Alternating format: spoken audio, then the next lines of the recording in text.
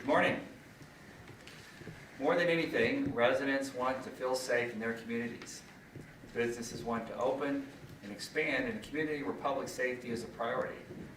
That's why St. Louis County is a choice of 1 million residents and more than 30,000 businesses.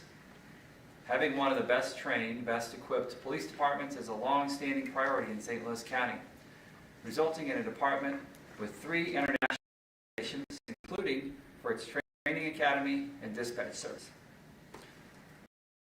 Businesses have come to expect a responsive and professional department, and those trained to protect and serve us are doing exactly that.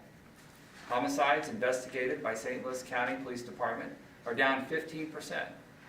Aggregated assaults with firearms are down 13%, and overall crimes against persons is down more than 6%, all compared to a year ago.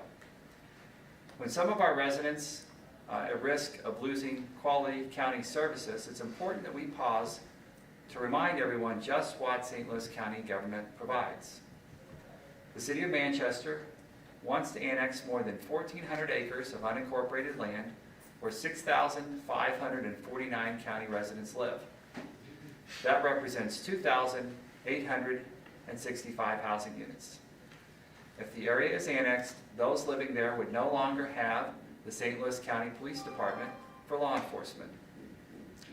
The average response time to call in the proposed annexed area is 1 minute and 45 seconds. Residents and businesses there would lose the long, extensive relationship they have with the West County Precinct Neighborhood Policing Unit.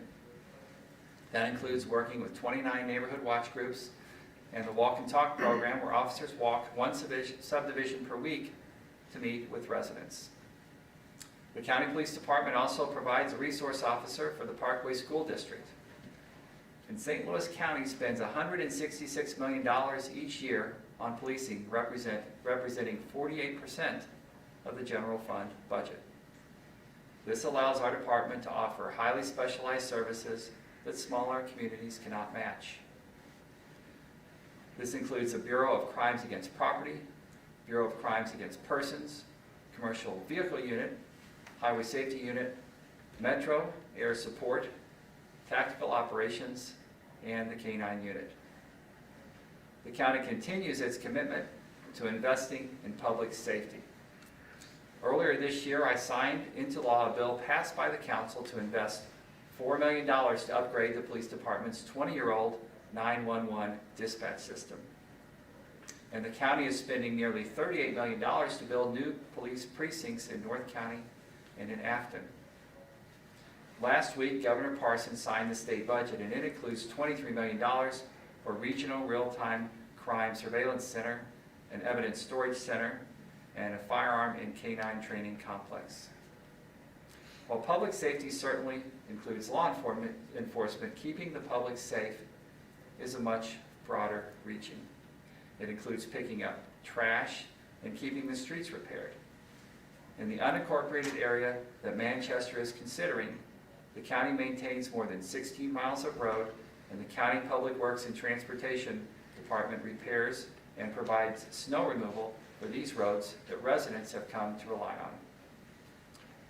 For the City of Manchester to provide the same level of services to those in the unincorporated area, that will mean more costs to those living in Manchester and the area under consideration for annexation, with no guarantees that those new services will be as good as what they have now. The Boundary Commission, set by state statute and county ordinance, is charged with reviewing the proposed boundary changes in St. Louis County. The Commission must approve or disapprove of all proposed annexations within 9 months of receiving the proposal. So in this case, the Commission must reach a decision by February 17, 2023.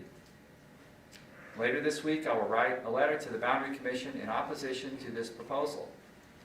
The proposed new boundaries will create an island, two islands of unincorporated St. Louis County, making it more challenging to provide police services to these areas. And to replace services that St. Louis County now offers residents in the proposed annexation area will need to see increased taxes, but not necessarily an improvement in services. Today, I'm joined by Captain Tim Tanner and Lieutenant Brian Shellman with the St. Louis County Police Department, and I'll turn the podium over to them to make a few remarks. Gentlemen.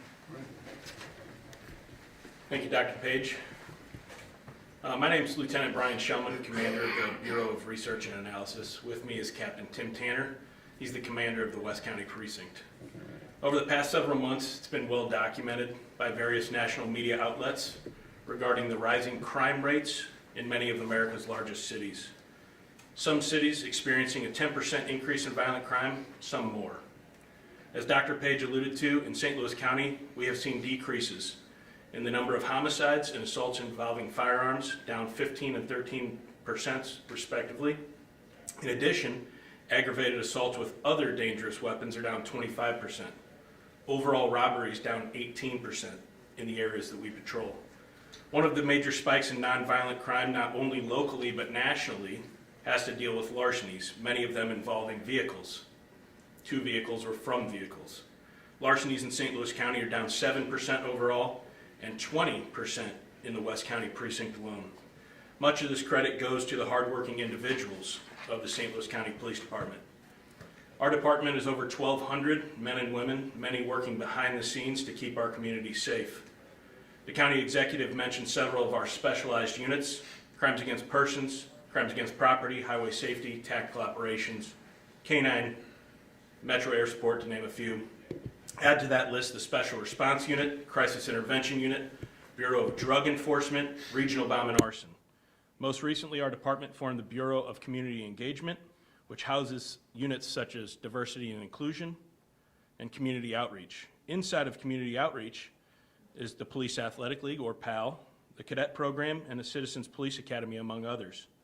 All of the bureaus and units I have mentioned serve the citizens in various capacities, but each helps us further our level of engagement within the community. We are a TRIARC accredited agency, as Dr. Page alluded to as well, through CALEA, meaning we have accreditation in the areas of law enforcement, communications, and our training academy. On top of that, our crime lab is internationally accredited by ISO 17025 standards.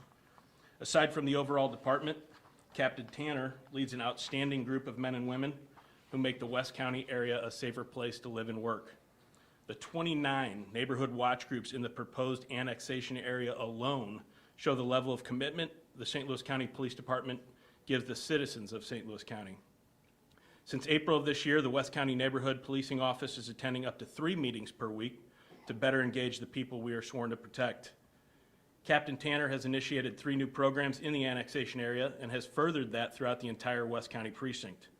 Walk and talks, where police officers walk neighborhoods to hear citizen concerns and expectations from their police department. The use of social media communication on platforms like Facebook and Nextdoor, where we can immediately respond to questions regarding crime in specific neighborhoods. And finally, special enforcement activities, which focus proactive, coordinated patrols to lower the crimes the West County area experiences the most, which are stolen vehicles and vehicle break-ins. The men and the women of the St. Louis County Police Department take pride in the communities we serve, and I'm proud to be a small part of it. Thank you. Thank you, Dr. Page. Again, my name is Tim Tanner. I'm the commander of the West County Precinct. I think Lieutenant Shellman's covered a lot of the proactive approaches we have in the precinct. Crime prevention, we're very happy with the downtrend. You know, we have a lot of efforts, you know, in combating crime, analyzing it, you know, and working to prevent it. One of the biggest things that we do that we're very proud of is our community engagement. You know, in years past, you know, we've been kind of stifled about getting out into the community, but we're back again. We spend a lot of time in walk and talks, basically in the neighborhoods. Tell us what your issues are. You know, we want to hear from the community, and we want to at least find ways to try to resolve, you know, whatever issues that they have. Social media, basically that's a game changer. We use it a lot because we can address those concerns and we can address them in real time. So my staff is continuously out and about in the community, and that's one of the things I'm very proud of.